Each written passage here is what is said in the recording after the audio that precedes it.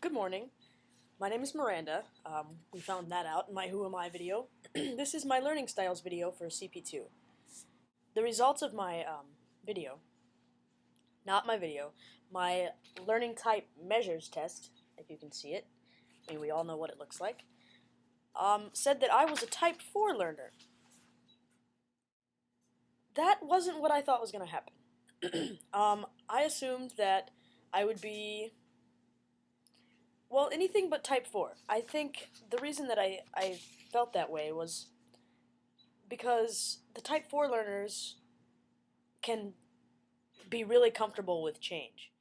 People who know me a little better will say, well, she sits in the same seat every day in each class. So, like, if my classroom is in Talbot 2, you know where I'm sitting. It's always the same. Um, it's like that's my perspective and that's my set perspective in that class, and I don't want to move somewhere else because then I won't get the same perspective. So the type 4 learner seems to really go against that aspect of me. But as I read a little bit more in the text and on the back of the LTM, I found that it actually is very much so me, because I'm all about enabling self-discovery. I want to be there for the students when they need me, when to get things started, to get things going.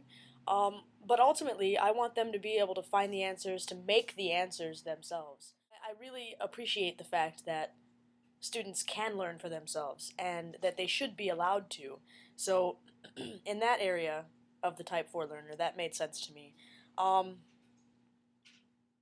I really identify with the favorite question, what if? Um, I've always asked that question. So before taking the test, I didn't think that type 4 would be what it was, because I also often question why. Why am I doing this? Why should I do this? But what if I did this? So they kind of, I feel like type 1 and type 4 work hand in hand with me.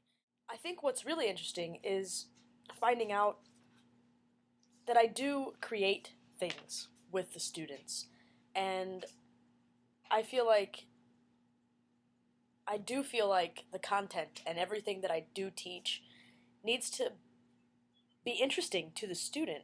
So that's where type 4 really fits in with me. It says they excel when flexibility is needed.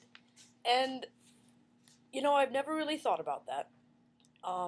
But I think what that means is you have the ability to think on your feet and change what it is that you need to change. So in that aspect, change is okay with me, because I can think on my feet. I can adapt easily. I in a classroom setting in which I am the leader, I am the facilitator of the community, of the communication, of all the dialogue.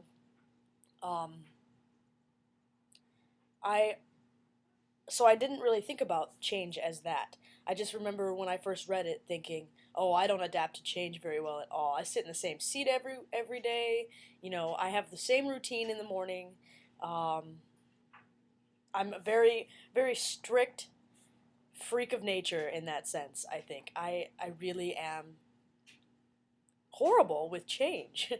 But in the aspect of flexibility and a classroom and being able to think on my feet, um, I think that I excel at that, and I think that any future teacher should be able to adapt and change very rapidly in a classroom setting, because while we make lesson plans and we plan for the day ahead or the weeks ahead, we have to expect that we're not going to get what we want out of those lesson plans. We have to understand that the lesson plans can change, and we have to be able to change with them, for our students, for ourselves, because we can't sit there and preach a monologue to the students if they're not interested in what it is that you're teaching. You have to find ways in which to create something that they're interested in, and that's what I really appreciated, or I really identified with the type 4 learner in that sense. And I'm very enthusiastic about new things. Um, and that sounds to me like being enthusiastic about change again. So maybe I'm contradicting myself in saying that I hate change, when really it must just be change in habits rather than change in classrooms or new ideas or um, revolutionizing teaching for the for the student. Maybe I don't hate change as much as I thought. I think what I learned the most out of taking this test was that I do relish change in the classroom.